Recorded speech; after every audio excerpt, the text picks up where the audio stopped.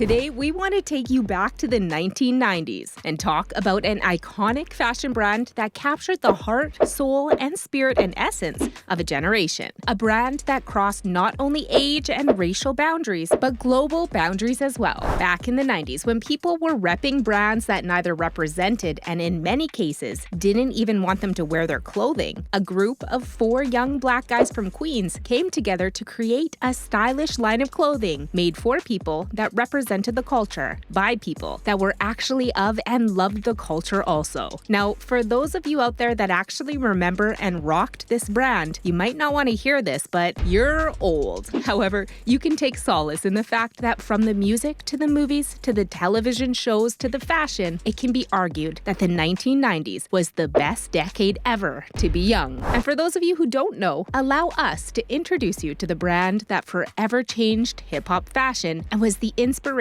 behind brands such as WooWear, Rockaware, Apple Bottoms, and so many more. FUBU, which is an acronym for Us by Us, is a clothing brand founded in the 1990s by Daymond John, along with his partners and friends Carlton E. Brown, Keith C. Perrin, and J. Alexander Martin. Daymond John was the spark that ignited the start of FUBU. The year was 1989, and Daymond was working at Red Lobster. Using his sewing skills he learned from helping his mom make clothing in their living room, Daymond noticed the high price tags of the tie top and wool beanies that were popular at the time, and he knew he could make and sell them for cheaper. So he sewed up close to 100 of the beanies, priced them at $10 a piece, and sold them all in one day. After that success, he branched off into making screen-printed hats and t-shirts. It was in 1992 that he learned how powerful of an expression clothing could be. During the Rodney King riots of that year, he printed t-shirts with the slogan, "What happened to poor Rodney King?" Then Mike Tyson got incarcerated and he printed up "Free Mike Tyson" t-shirts. It was then that his spark was ignited. About this experience, Daymond said he learned that when there's an emotional slogan or an emotional connection, products sell quicker. That's when I started thinking about the concept of for us, by us. It was during the period that he also had heard stories of designers refusing to make or lend clothes to rappers during this time. With this in mind, the 4 friends created FUBU and began attaching the logo and name to homemade apparel such as t-shirts, sweatshirts, and hats. At the time, the guys didn't have much money, so they produced 10 high-quality t-shirts and hockey jerseys, and for 2 long years, and while Daymond was still working at Red Lobster, they would go to music video sets and get different rappers and artists to wear them. About that period, Daymond said, "This was easier than it is today due to the issues we've mentioned beforehand about rappers not being lent clothing. Rappers weren't huge, and they didn't have the same big budgets that they have today for videos, so we would loan them a shirt for the shoot, and then we would take it right back." Then in 1994, the guys attended the Magic Trade Show in Las Vegas. Within a couple of days of being there, they sold every item they had and returned home with $300,000 worth of orders, but not enough money to produce the clothes. After being turned down by 26 banks for a business loan, Daymond's mom took out a second mortgage on her home, and they then turned the place into a mini factory, using the basement for raw materials and installing 8 sewing machines and hiring seamstresses. But the issues didn't stop there, because the way the fashion industry worked meant they had to pay for the raw goods up front, wait 4 months for the product to arrive, and then send the clothing to the stores and have to wait another 4 months to receive the money, all while having to pay their workers and overhead in the process. After this repeated cycle, they found themselves down to their last few dollars in 1996. Then they used those remaining funds to place an ad in the New York Times. The ad said, "1 million in sales, need financing." They received a lot of offers, but mostly from loan sharks. However, they struck gold when Norman Weisfeld, the president of Samsung's textile division, made them an offer. It was this infusion of cash that took FUBU to the next level. That changed everything, Daymond said. "They were my version of a shark that came in with the financing, the back office, the industry knowledge. They helped us not just keep running, but basically push everything onto a global scale. We immediately moved production out of the house, shifted overseas, and started producing our goods much faster."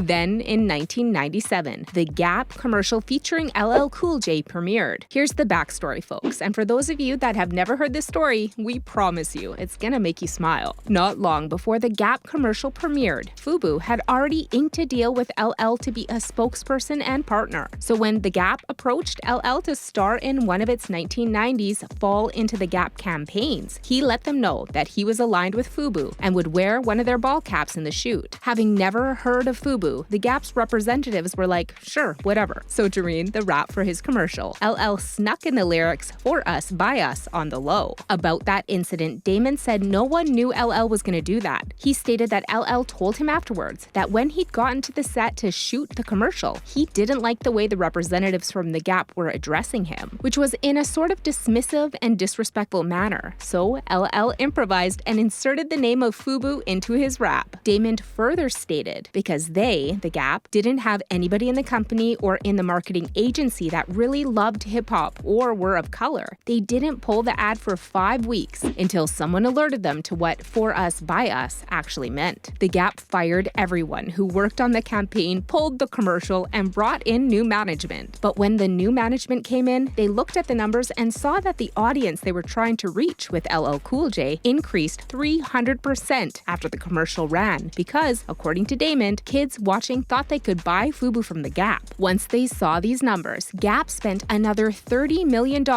re-airing the spot. He then went on to say that's when FUBU started to head to $350 to $400 million. FUBU's popularity skyrocketed, and they produced accessories for all ages and sexes and imported their raw materials from all over the world. The clothing line created special edition collections commemorating Fat Albert and sports icons like Muhammad Ali. But the success and fame had gone to their heads, so much so that they released a compilation album titled The Good Life in 2001. Yeah, the single Fatty Girl, which featured Ludacris, LL Cool J, and Keith Murray, was a banger, but the album had cost $5 million to make and only sold 500,000 albums. Daymond said, we didn't know our numbers. We didn't even look at our numbers. We were spending money like drunken sailors. We were getting caught up. What was the reason we were doing it? Did we get exposure? Yes, but from the business model, we died. In his book, The Brand Within, Daymond also explained that one of the major factors that led to the company's demise is that they had too much product. They had bought too much inventory and saturated the US market to the point that it began to negatively impact their bottom line. He said, once you hit markdown bins, it's tough to climb out because you've lost the sense that your clothes are fresh and vibrant. FUBU left the US market in 2003, except for its footwear division, and concentrated its efforts in Saudi Arabia, China, Korea, Japan, and South Africa. The brand began its relaunch in 2006 with new men's and women's apparel and accessories distributed by a new partner, Concept One. They rebranded in 2009 and built a business in Europe and Asia and acquired other brands, which resulted in worldwide sales of about $200 million. In 2010, the company launched its rebranding session where it was renamed FB Legacy to cater to a younger, more diverse crowd than the original line. In 2018, Puma Footwear began an acquisition with FUBU to create shoes and later acquired the company for $300 million. Of FUBU's time at the top, Daymond said, when you're in the middle of doing something, you don't realize the effect it may have on people. I had much bigger hopes for FUBU. Ralph Lauren probably does about $3 to $4 billion a year still. I did $6 billion over 20 years. When anybody touches any extension of anything you do, you should be extremely grateful.